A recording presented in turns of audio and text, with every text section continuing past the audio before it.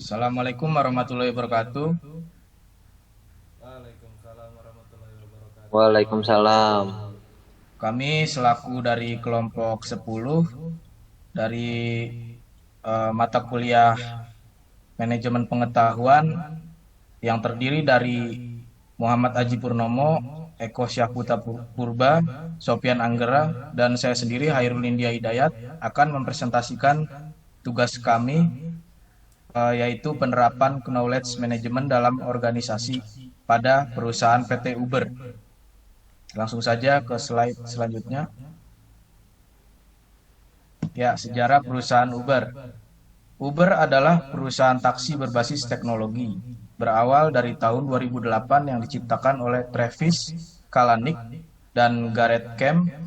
Tahap awalnya adalah hanya melayani permintaan mobil premium di beberapa kota-kota sibuk di Amerika, yang kemudian sekarang berubah menjadi jasa pengantaran apa saja, mulai dari mengantar seseorang, paket, atau bahkan makanan. Di Indonesia sendiri, Uber sudah mulai mengembangkan usahanya, khususnya di Jakarta. Di Jakarta, layanan Uber sudah ada yang berupa mobil pribadi, motor, hingga helikopter yang layanannya ada pada tanggal 20 November 2015 tahun lalu. Bahkan, Uber memunculkan layanan ojek online yang sudah lebih dahulu dikuasai oleh Gojek ataupun Grabbike. Uber sendiri sekarang merupakan perusahaan internasional yang jaringan layanannya sudah meluas ke 77 negara dan 507 kota yang tersebar di seluruh benua dunia. Next.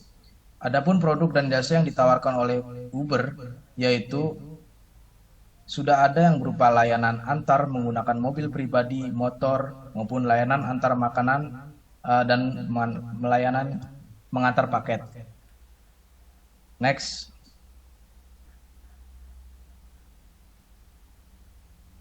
Teori, data, informasi, knowledge, dan wisdom. Representation of the DIKW, hierarki yang dikenalkan oleh Arkoff di tahun 1989 dengan artikelnya dengan judul From Data to Wisdom, yang mengusulkan hierarki dengan urutan tingkatan berikut: data, information, knowledge, understanding, and wisdom.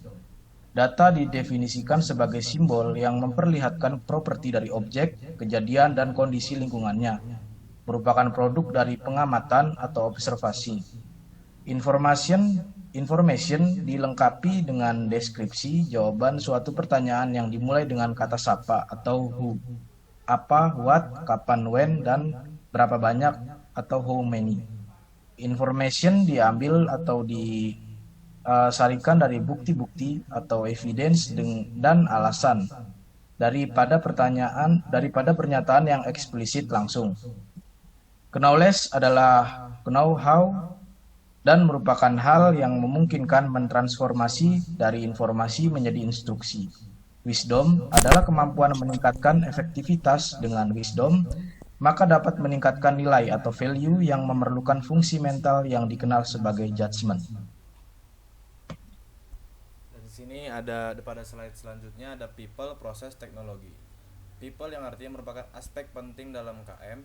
Pada people, dasar pengetahuan yang ada pada orang atau perusahaan maupun organisasi dalam perusahaan. Proses diartikan merupakan suatu proses yang jelas dalam menyaring pengetahuan yang ada agar dapat terdokumentasi. Dan pengertian teknologi adalah membantu membuat mudah proses pendokumentasian, penyimpanan, dan penyebaran dari pengetahuan yang ada. Tanpa adanya teknologi, proses pencarian dan penyimpanan menjadi sulit. Dan slide selanjutnya ada knowledge proses pada organisasi. Menurut Al-Hariti 2015, proses dalam manajemen pengetahuan mengacu pada semua aktivitas esensial dan subaktivitas pada pengetahuan dengan sifat proses tersebut yang berbeda dari satu organisasi ke organisasi lainnya. Proses KM dapat dicirikan sebagai proses menangkap, menyimpan, berbagi, dan menggunakan pengetahuan atau sebagai pengetahuan sistematis dan organisasi baik diam-diam maupun eksplisit dari karyawan yang dapat digunakan oleh karyawan lain agar lebih efektif dan produktif dalam pekerjaan mereka. Proses KM merupakan mekanisme untuk meningkatkan modal intelektualitas kapabilitas dinamis dalam suatu organisasi.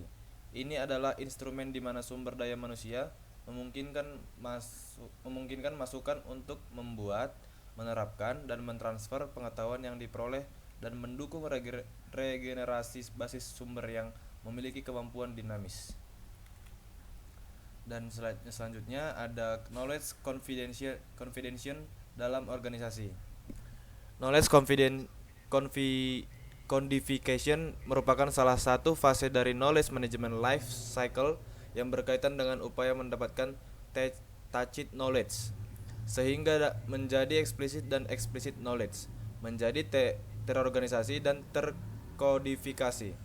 Knowledge codification juga merupakan upaya untuk menjadikan pengetahuan menjadi tangible dan eksplisit ke dalam dokumen sehingga dapat dikomunikasikan lebih luas dan murah.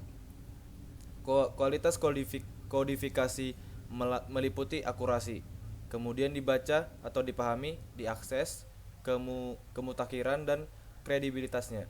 Manfaat merubah tacit menjadi eksplisit adalah dapat menerapkan penjelasan dari orang apakah sesuai dengan teori yang ada atau tidak. Selanjutnya ada knowledge sharing dalam organisasi. Berbagi pengetahuan adalah kegiatan bekerja sama yang dilakukan untuk meningkatkan pengetahuan dan keterampilan agar tercapai tujuan individu serta organisasi. Berbagi pengetahuan merupakan interaksi sosial yang melibatkan pengetahuan, pengalaman, dan keterampilan antara karyawan untuk meningkatkan kompetensi yang dimiliki.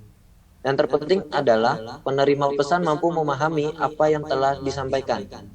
Banyak anggota tidak mau melakukan knowledge sharing dikarenakan knowledge sharing hanya menyampaikan, namun tidak melibatkan para anggota secara langsung, sehingga penyampaian terkadang sulit diterima oleh anggota.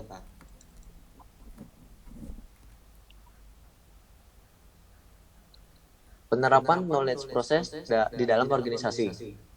Yang pertama ada collecting knowledge. Pada collecting knowledge, divisi manajemen pengetahuan mengumpulkan, menyimpan, dan memelihara berbagai pengetahuan yang dimiliki oleh perusahaan dan karyawannya.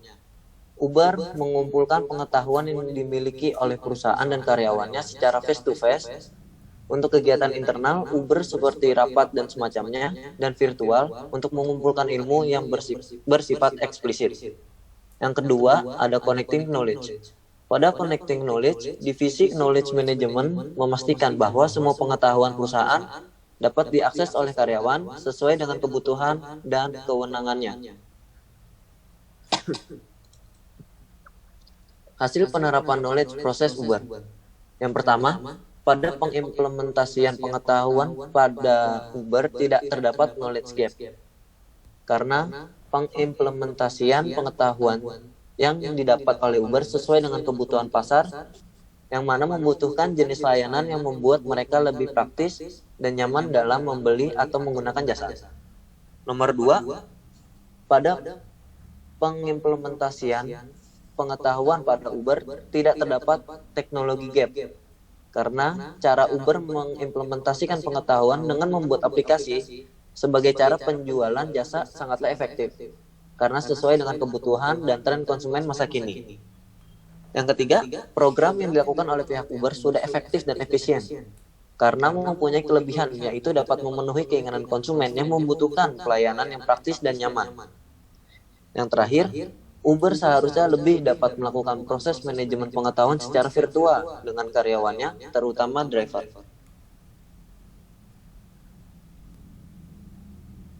Baik, yang selanjutnya adalah knowledge codification, yaitu terdiri dari knowledge mapping, decision tree, dan decision table. Yang pertama, dari knowledge mappingnya sendiri, Uber itu yang pertama, konsumen memesan pesanan perjalanan, kemudian pesanan tersebut masuk ke dalam aplikasi, kemudian dari aplikasi tersebut memberitahukan pesanan perjalanan kepada driver Uber yang terdekat. Nah, dari sana driver menerima pesanan perjalanan dan menghampiri konsumen. Selanjutnya konsumen bertemu dengan driver Uber dan melakukan perjalanan kunjungan yang sudah ditentukan. Nah, gambar tersebut itu menunjukkan cara konsumen dapat melakukan pemesanan jasa pada aplikasi Uber. Cara ini memberikan keuntungan karena dapat dilakukan dengan mudah dan dapat membuat konsumen melakukan pemesanan jasa Uber secara praktis dan nyaman. Next. Kemudian yang selanjutnya adalah decision tree dari Uber. Nah, ada dua cara yang bisa dilakukan oleh Uber, yaitu menambah fitur pada aplikasi dan tidak menambah fitur pada aplikasi. Ketika ingin menambah fitur pada aplikasi Uber, maka ada dua kemungkinan yang akan terjadi, yaitu pertama, pelanggan semakin terbantu dan nyaman. Kemudian ada juga kemungkinan pelanggan kurang terbantu dan kurang nyaman. Kemudian apabila tidak menambah fitur pada aplikasi, maka sudah pasti akan gitu-gitu aja, tidak ada perubahan pada Uber itu sendiri. Sedangkan kalau menambah fitur, ada kemungkinan untuk mendapatkan keuntungan bagi Uber. Next. Nah, yang selanjutnya adalah decision table. Decision table ini pertama untuk menunjukkan kondisi yang akan diseleksi dari Uber itu sendiri, seperti apakah unit yang dipesan atau kalau unit itu mau ada minimum potongan, kemudian apakah pemesanannya melalui aplikasi, dan apakah unit pelayanan sudah mencukupi apa belum. Nah, adapun yang bisa dilakukan oleh pihak Uber yaitu kemungkinannya adalah tidak mendapat potongan, kirim semua yang dipesan, kirim yang ada saja, dan buat catatan kekurangannya untuk dilakukan evaluasi oleh Uber sendiri. Itu. Kemudian setelah itu menentukan jumlah kemungkinan yang akan terjadi, yaitu menggunakan rumus N sama dengan 2/3. Jadi 8 tadi, seperti yang di tabel tadi, N-nya ada 8. Selanjutnya menentukan tindakan yang akan dilakukan seperti yang sudah saya jelaskan tadi, yaitu misalnya mendapatkan potongan, terus kirim semua yang dipesan atau kirim yang ada saja, dan buat catatan kekurangannya. Kelebihan dengan adanya decision table, maka akan adanya rules yang terarah untuk dapat dilakukan oleh Uber dalam menjalankan aktivitas bisnisnya. Sementara kekurangannya adalah sulit dalam mengontrol tindakan yang akan dilakukan, karena tangan Uber berada pada drivernya, yang tentunya sulit untuk dikontrol karena jumlah driver Uber sendiri yang terlalu banyak dan tersebar di seluruh bagian dunia. Sekian dan terima kasih hasil presentasi dari hasil diskusi kami. Mohon maaf atas segala kekurangannya. Assalamualaikum warahmatullahi wabarakatuh. Waalaikumsalam. Waalaikumsalam warahmatullahi wabarakatuh.